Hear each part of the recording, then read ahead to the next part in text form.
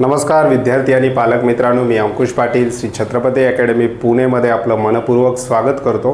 कालच्या व्हिडिओमध्ये आपण पाहिलेलं आहे महाराष्ट्रामध्ये जे काही मेडिकलच्या ॲडमिशन प्रक्रिया होतात सीईटी सेल मार्फत, त्यामध्ये विशेषतः दोन प्रकारचे कॉलेज, गव्हर्नमेंट कॉलेज महाराष्ट्रातील, त्याचबरोबर प्रायव्हेट किंवा ज्याला आपण सेमी गव्हर्नमेंट कॉलेजेस म्हणतो, यामध्ये विद्यार्थ्यांना कॅटेगरी वाईज किती टक्के रिझर्वेशन आहे याविषयी डिटेल डिस्कशन आपण कालच्या व्हिडिओमध्ये घेतलेलं आहे।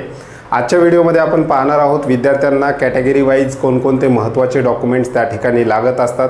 विशेषतः आपण आजच्या व्हिडिओमध्ये डिस्कस करणार आहोत caste certificate, validity, non creamy layer certificate, income certificate, हे कोणकोणत्या कॅटेगरीच्या विद्यार्थ्यांना कोणकोणते सर्टिफिकेट आवश्यक आहेत याविषयी डिटेल डिस्कशन आपण आजच्या व्हिडिओमध्ये घेणार आहोत। त्यामुळे हा व्हिडिओ अत्यंत महत्त्वाचा आहे। नीट 2024ची तयारी करणाऱ्या विद्यार्थ्यांना डॉक्युमेंटची तयारी ही आतापासूनच करायची आहे, कारण महाराष्ट्र राज्यामध्ये नीटची परीक्षा देणाऱ्या विद्यार्थ्यांची संख्या मोठी असते। त्यावेळेस डॉक्युमेंट काढण्यासाठी जी काही विद्यार्थी धडपड करतात त्यावेळेस त्या कार्यालयामध्ये डॉक्युमेंट काढताना विद्यार्थी आणि पालकांची गर्दी त्या ठिकाणी होत असते आणि डॉक्युमेंट मिळायला विद्यार्थ्यांना उशीर होतो। त्यामुळे डॉक्युमेंटची तयारी विद्यार्थ्यांनी आतापासूनच करून ठेवायला हरकत नाही। त्यामुळे आपण आजचा व्हिडिओ पाहणार आहोत। विद्यार्थी मित्रांनो, व्हिडिओला सुरुवात करूयात। आजच्या व्हिडिओचा जो विषय आहे medical admission, caste certificate, validity, NCLचे रूल्स कशा प्रकारे आहेत त्याविषयी आपण डिटेल डिस्कशन घेणार आहोत। एकदा तुमची नीट परीक्षा झाल्यानंतर नीटचा रिझल्ट डिक्लेअर होतो। नीटचा रिझल्ट डिक्लेअर झाल्यानंतर महाराष्ट्र राज्यातील जे काही महाराष्ट्र शासनाच्या अंडर कॉलेजेस आहेत, विशेषतः त्याच्यामध्ये महाराष्ट्र राज्यातील गव्हर्नमेंट मेडिकल कॉलेजेस आहेत, मग त्यामध्ये MBBS पासून ते अगदी फिजिओथेरपीपर्यंत, आणि महाराष्ट्र राज्यामधील जे काही प्रायव्हेट किंवा सेमी गव्हर्नमेंट कॉलेजेस आहेत, या संपूर्ण कॉलेजेसची ॲडमिशन प्रक्रिया घेण्याची संपूर्ण जबाबदारी महाराष्ट्र CET सेलकडे असते। CET सेलच्या वेबसाईटवरूनच तुम्हाला ॲडमिशन फॉर्म त्या ठिकाणी भरावे लागतात। ते फॉर्म भरण्यासाठी विद्यार्थ्यांना कॅटेगरी वाईज आपले डॉक्युमेंट्स त्या ठिकाणी फॉर्म भरत असताना सबमिट करावे लागतात। त्याचबरोबर एखाद्या कॉलेजला जर तुमचं सिलेक्शन झालं तर त्या कॉलेजला ॲडमिशन घेत असताना तुम्हाला तुमचे कॅटेगरी वाईज डॉक्युमेंट्स त्या ठिकाणी सबमिट करावे लागतात। त्यामुळं कोणत्या कॅटेगरीच्या विद्यार्थ्यांना कोणकोणते डॉक्युमेंट्स लागतात ते आपण डिटेल पाहणार आहोत। जे विद्यार्थी आणि पालक आमच्या चॅनलवर नवीन असतील त्यांनी अशाच माहितीपूर्ण व्हिडिओसाठी आजच श्री छत्रपती अकॅडमी पुणेच्या यूट्यूब चॅनलला सबस्क्राईब करा। त्याचबरोबर नीट 2024 संदर्भातल्या वेगवेगळ्या वेबसाईटवर येणारी माहिती विद्यार्थ्यांना एकाच ठिकाणी मिळावी या प्रामाणिक हेतूने श्री छत्रपती अकॅडमी पुणेचं एक ऑनलाईन ॲप्लिकेशनसुद्धा आम्ही लॉन्च केलेलं आहे। डिस्क्रिप्शन बॉक्समध्ये ऑनलाईन ॲप्लिकेशनची लिंक आहे। ज्या विद्यार्थी आणि पालकांनी अद्याप आमचं ऑनलाईन ॲप्लिकेशन डाउनलोड केलं नसेल किंवा त्यामध्ये रजिस्ट्रेशन केलं नसेल तर त्यांनी तात्काळ ते ऑनलाईन ॲप्लिकेशन डाउनलोड करून त्यामध्ये रजिस्ट्रेशन करून घ्या। त्यामुळे तुम्हाला नीट 2024ची संदर्भातली वेगवेगळ्या वेबसाईटवर, शासनाच्या वेबसाईटवर येणारी माहिती तुम्हाला एकाच प्लॅटफॉर्मवर त्या ठिकाणी मिळणार आहे। विषयाला सुरुवात करूयात। CET सेल ॲडमिशन प्रोसेस विशेषतः दोन प्रकारच्या कॉलेजेसमध्ये महाराष्ट्रामध्ये होत असते।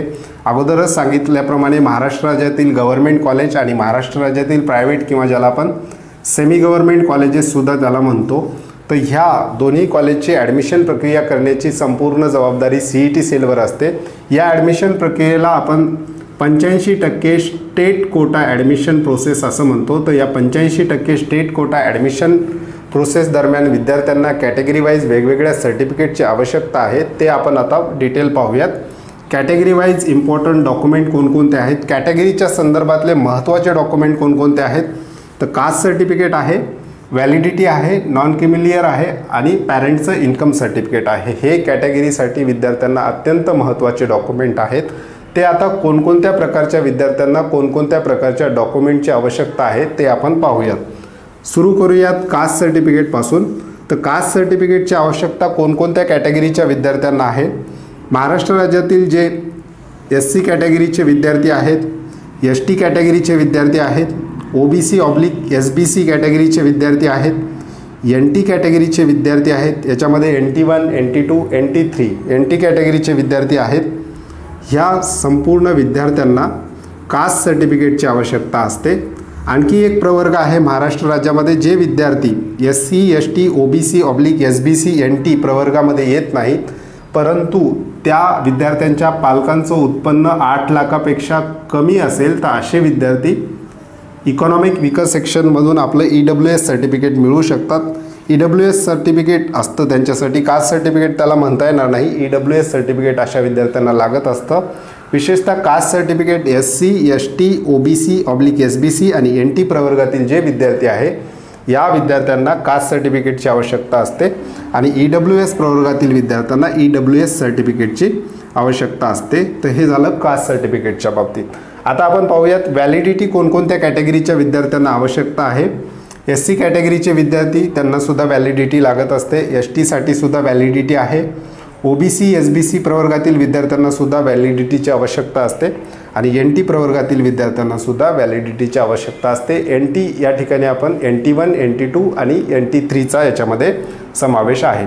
आता आपण पाहूयात सर्वात महत्त्वाचं नॉन क्रिमिलियर. नॉन क्रिमिलियर कोणकोणत्या कॅटेगरीच्या विद्यार्थ्यांना त्या ठिकाणी ॲडमिशनच्या वेळेस किंवा ॲडमिशन फॉर्म ज्यावेळेस तुम्ही भराल ॲप्लिकेशन फॉर्म त्यावेळेस लागत असतं.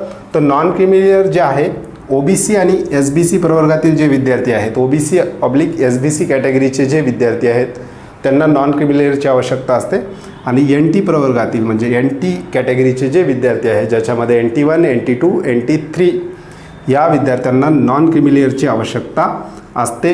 SC, ST कॅटेगरीच्या विद्यार्थ्यांना नॉन क्रिमिलियरची आवश्यकता नसते.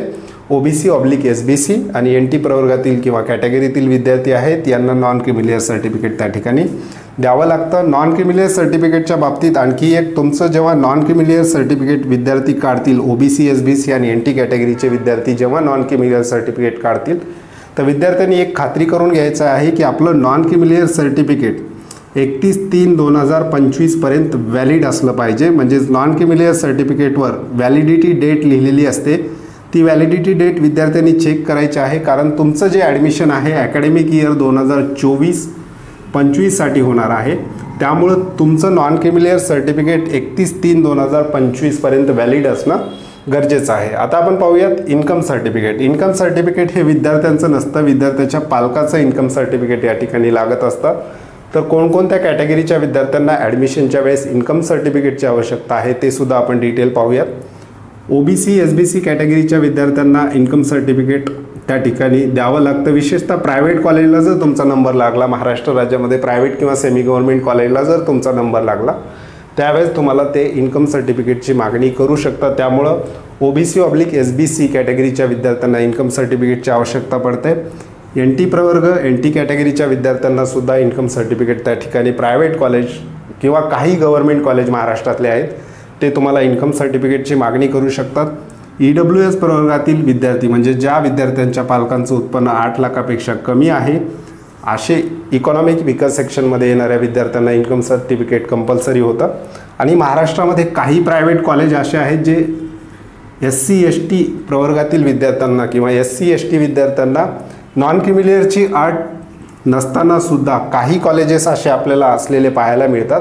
ते पॅरेंट्सचे इन्कम सर्टिफिकेट त्यांच्याकडे मागणी करत असतात. त्यामुळे ॲडिशनल SC, ST प्रवर्गातील किंवा कॅटेगरीतील विद्यार्थी आहेत त्यांनी ॲडिशनल इन्कम सर्टिफिकेट काढून ठेवायला काही हरकत नाही, कारण डॉक्युमेंट्समुळं तुम्हाला कुठल्याही ॲडमिशनच्या वेळेस अडचण येता कामा नाही. त्यामुळं ह्या विद्यार्थ्यांनी सुद्धा ॲडिशनल हे सर्टिफिकेट किंवा इन्कम सर्टिफिकेट काढून ठेवायला हरकत नाही. बहुतांश कॉलेज SC, ST कॅटेगरीच्या विद्यार्थ्यांना इन्कम सर्टिफिकेटची मागणी करत नाहीत, परंतु काही कॉलेजेस आहेत महाराष्ट्र राज्यामध्ये, विशेषतः प्रायव्हेट किंवा सेमी गव्हर्नमेंट कॉलेजला जर तुमचा नंबर लागला त्यावेळेस तुम्हाला इन्कम सर्टिफिकेट ते मागू शकतात. आता इन्कम सर्टिफिकेटच्या बाबतीत सुद्धा विद्यार्थ्यांनी एक काळजी घ्यायचं आहे.